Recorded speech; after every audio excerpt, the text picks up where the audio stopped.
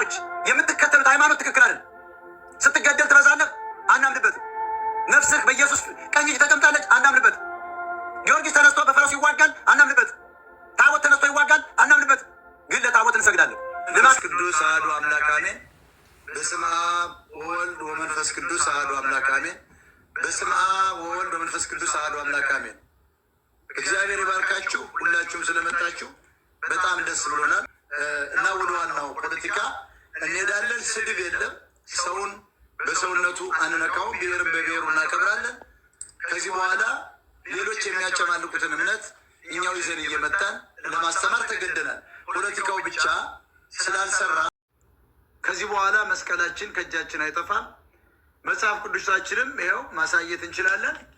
መጽሐፍ ቅዱስ እዚሁ አለ።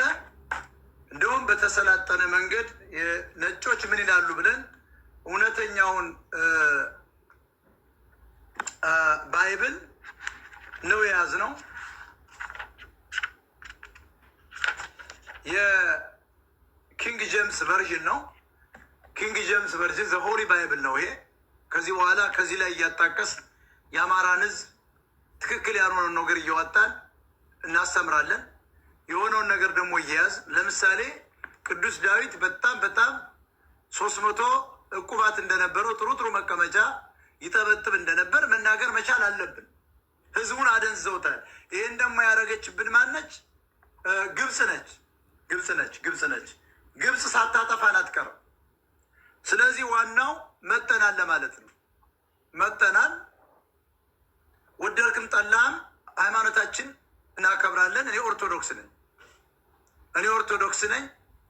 በጠቅላላ ኦርቶዶክሳውያን በሙሉ እውነተኛውን ትምህርት በቀን የተወሰነ ሰዓት እንሰጣለን። እንድትከታተሉ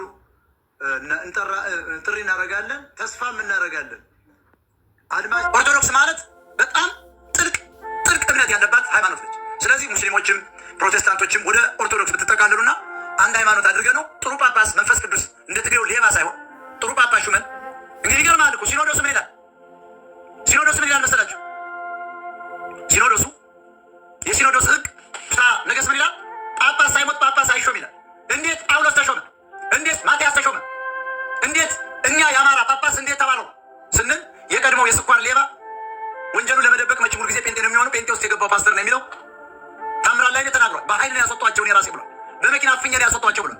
ስለዚህ አብይ ሲመጣ ሲያላግጥባቸው የትግሬውን ጳጳስ ቼክ እንዲፈርም የአማራው ጳጳስ ደግሞ ቡራኬ እንደዚህ እንዲሰጡ አስቀመጧቸው። ተመልከቱ ፖለቲካውን።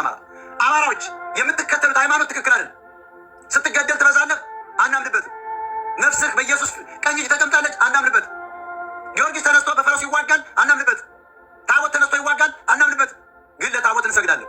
ለማትያስ ለአብርሃም ታቦት አይደለም። እኛ የምንሰብከው ለቴዎፍሎስ ለአቡነ ቴዎፍሎስ ለባረኩት ታቦት ነው። እኛ ለቅዱስ ጴጥሮስ ለአቡነ ጴጥሮስ ነጭን ገዝተው በመትረየስ ለተረሸኑ እሳቸው ለባረኩት ታቦት ግን እንድንበረከካለን። ለምን ለታቦት እንሰግዳለን? ታቦት ጣዖት ነው የሚለው ስህተት ነው። ማንኛውም ለስሜ ይንበርከክ ይላል መጽሐፍ ቅዱስ። ለስሜ ይንበርከክ ይላል። ማንኛውም ፍጡር ለስሜ ይንበርከክ ይላል። እስትንፋስ ሁሉ እግዚአብሔርን ያመሰግናሉ ይላል። ስለዚህ እኛ የምንሰግደው ታቦት ለድሮ መንፈሳዊ ሰዎች ለባረኩት፣ በተለይ ገጠር ላሉ ቤተክርስቲያን ውስጥ ለተቀመጡ ነው የምንሰግደው። ለምን እንሰግዳለን? ጴንጤዎች ተሳስታችኋል። በራዕየ ዮሐንስ ላይ የሰማይ በሮች ተከፈቱ፣ የቃል ኪዳኑ ታቦት በሰማይ ታየ ይላል። ስለዚህ ታቦት በምድርም አለ፣ ታቦት በሰማይ አለ። ታቦት ምንድን ነው? ጽላት ምንድን ነው? 10ቱ ትእዛዛት የተጻፈበት ነው። ምን የሚል ስም አለው? የኃያሉ እግዚአብሔር አልፋና ኦሜጋ እኔ እግዚአብሔር ነኝ የሚለው ለእሱ ለኢየሱስ ድንቅ ስም፣ ለኢየሱስ ተአምረኛ ስም ለታቦት እንሰግዳለን። ለጻድቃን ሰማዕታትስ እንሰግዳለን። የአምልኮ ሳይሆን ለነ ማርያም ለነ ገብርኤል ለአምልኮ ሳይሆን ለማክበር የጸጋ ስግደት ከአንገታችን እንሰግዳለን። የልብ ስግደት የሚሰገደው ለአንዱ እግዚአብሔር ብቻ ነው። እሱም ለኢየሱስ ክርስቶስ አልፋና ኦሜጋ ወይም ስላሴ ለምንለው አካል ነው። ሰው ትንሹ እግዚአብሔር ነው። እናስረዳለን። ሰው እንዴት ትንሹ እግዚአብሔር ሆነ? እኔ ትንሹ እግዚአብሔር ነው። በዘፍጥረት ላይ እንዳነበብ ነው እግዚአብሔር በአምሳያችን ሰውን እንፍጠር አሉ ይላል። ስላሴ ሶስት መሆኑን አንደኛ ያጠይቃል። እንፍጠር አሉ ካለ ፕሉራል ነው። ሳምቲንግ አብ ወልድ መንፈስ ቅዱስ ናቸው ማለት። በእነሱ አምሳልኛ ከተፈጠር እኛ እንሞታለን። የዚህ ሁሉ መሬት የዚህ ሁሉ ምድር ገዢ አድርጎ እግዚአብሔር ፈጥሮናል። የምድርን በረከቶች ሁሉ ሙሉ ብሏት ይላል። እኛ ደግሞ የሰባተኛዋ ሰማይ ላውንጅ ለመያዝ ገንዘብ ተሸክመን እግዚአብሔርን አማራው በተለይ በጉቦ ለማታለል ወርቅ ላይ ያለ ወርቅ መርካቶ ላይ እየተሰራ ጉራጌ የሚያታላችሁን ብልጭልጭ ነገር አልሚኒየም እና መዳብ ተጨምሮበት ወርቅ እያላችሁ ወስዳችሁ እያፈነደዳችሁ ትሰጣላችሁ። ይህንን እናስቀረዋለን። ይሄ ለድሃ የ30 ደቂቃ ፍታት፣ ለሀብታም የ3 ቀን ፍታት ደግሞ እናቆማለን። ስለዚህ ሰው ትንሹ እግዚአብሔር ነው ስንል ምን ማለት ነው? ሰው በእግዚአብሔር አምሳል ከተፈጠረ እግዚአብሔር እኛን ነው የሚመስል፣ ግን መንፈስ ነው። ምን ይመስላል? ዮሐንስ 1:1 ቃል ስጋ ሆነ ይላል። ቃልም ሰው ሆነ፣ ሰውም ራሱ ኢየሱስ እግዚአብሔር ነው ይላል። ያ ማለት የምናገረው የምሰሙት ቃል ይባላል። የማስበው አንጎል አብ ነው። የምንተነፍሰው አየር መንፈስ ቅዱስ ነው። ያለ አየር የሰው ልጅ አይቀጥልም። ያለ አንጎል እጅና መስቀሉ ይዞ አይንቀሳቀስም፣ አላወራም። ያለ ቃልም የማስበው ነገር አይወጣም። ስለዚህ ኢየሱስ ቃል ነው። አብ ማስተር ማይንዱ አንጎል ነው። መንፈስ ቅዱስ የምንስበው ኦክሲጅን ነው። ስለዚህ ሰው ትንሹ እግዚአብሔር ነው የምንለው ለዚህ ነው። የእኛ እምነት እንግዲህ ቸርች ልናቋቁም እንችላለን፣ አናውቅም። ልናቋቁም እንችላለን። ሰው ወደ ጴንጤ እየዘለለ ስለሄደ ትክክለኛውን የድሮዋን ኦርቶዶክስ እንሰብካለን። አሁን ያሉትን ገዳማት ስልጣን ስንይዝ እንወርሳቸዋለን፣ ለልማት እናውላቸዋለን። አይናችን ወጋቁ ብለው ወደ ታች ተደበቁ ይላል።